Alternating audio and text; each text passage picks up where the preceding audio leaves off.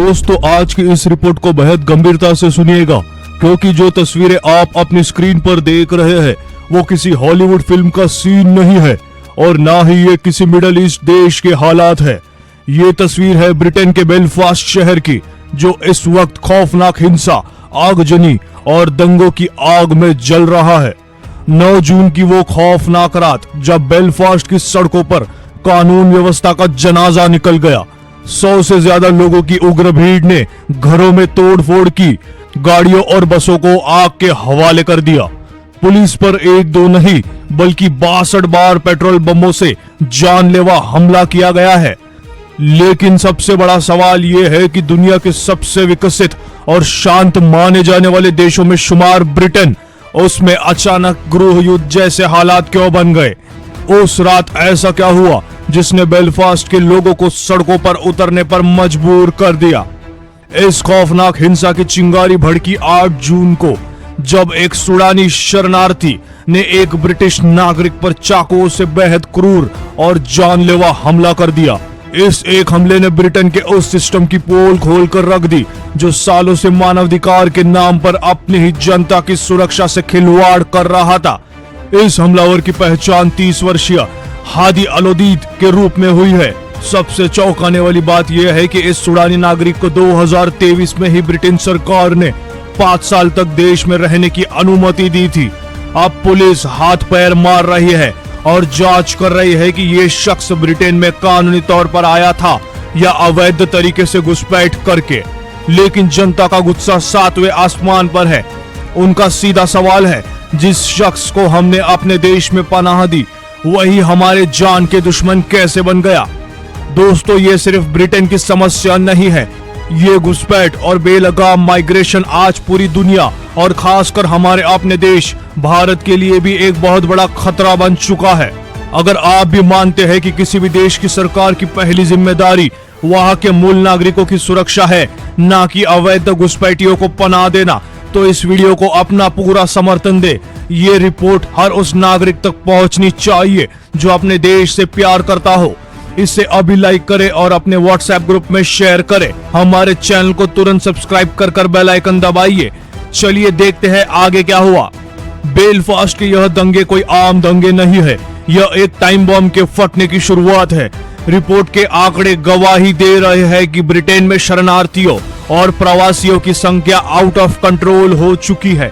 अनुमान है कि अगले साल तक ब्रिटेन में लगभग 8 लाख नए और प्रवासी एंट्री ले सकते हैं। 8 लाख! क्या कोई देश इतनी बड़ी डेमोग्राफिक शिफ्ट को बर्दाश्त कर सकता है? और यही वजह है कि अब यूरोप के देश जाग रहे हैं। स्विट्जरलैंड, जिसे दुनिया का स्वर्ग कहा जाता है, वहां भी अब खतरे की घंटी बज चुकी है। स्विट्जरलैंड ने देख लिया है कि शरणार्थियों के कारण कैसे उनकी बदलती जनसंख्यिक उनकी सांस्कृतिक पहचान को निगल रही है। इसी खतरे को रोकने के लिए स्विट्जरलैंड में 14 जून को एक ऐतिहासिक जनमत संग्रह कराया जा रहा है। 1 करोड़ की आबादी का मुद्दा, यानी देश की आबादी किसी भी कीमत पर 1 करोड़ से ऊपर नहीं जाने दी जाएगी, ताकि स्विट्जरलैंड की असली संस्कृति और पहचान को बचाया जा सके।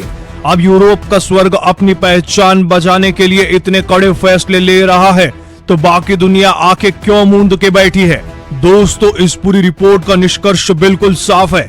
चाहे वो बेलफास्ट हो, लंदन हो या दुनिया का कोई भी शहर हो, घुसपैठ और बेलगाम शरणार्थी समस्या का अगर समय रहते समाधान नहीं किया गया तो यह किसी भी देश की कानून व्यवस्था और सामाजिक ताने बाने के लिए एक ऐसा कैंसर बन जाएगी जिसका कोई इलाज ही नहीं होगा। एक सूडानी शरणार्थी के एक चाकू ने पूरे बेलफास्ट को जला दिया है।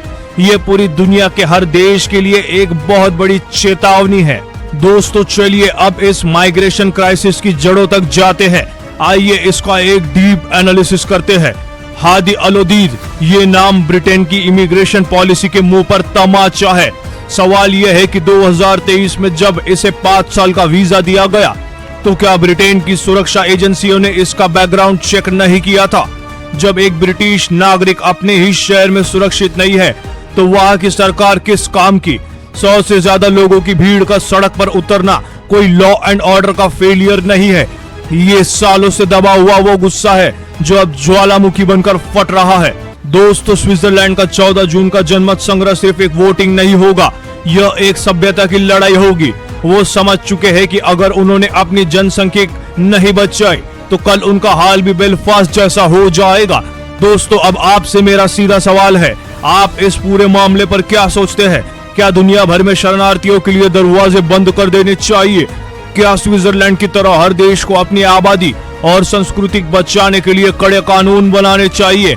अपना गुस्सा, अपना नजरिया और अपनी राय नीचे बेबाक तरीके से कमेंट बॉक्स में जरूर दर्ज करें। हम आपका हर कमेंट पढ़ रहे हैं दोस्तों। ऐसे ही अनसेंसर्ड और डीप एनालिसिस सर्च वाले वीडियो देखने के लिए हमारे चैनल को अभी सब्सक्राइब कर बेल आइकन दबाइए। साथ ही साथ इस वीडियो को अपने व्हाट्सएप और फेसबुक ग्रुप में शेयर कर दीजिए। आप देख रहे हैं मुंबई टुडे लाइव। मिलते हैं आपसे अगले अपडेट में। तब तक के लिए जय हिंद, जय भारत।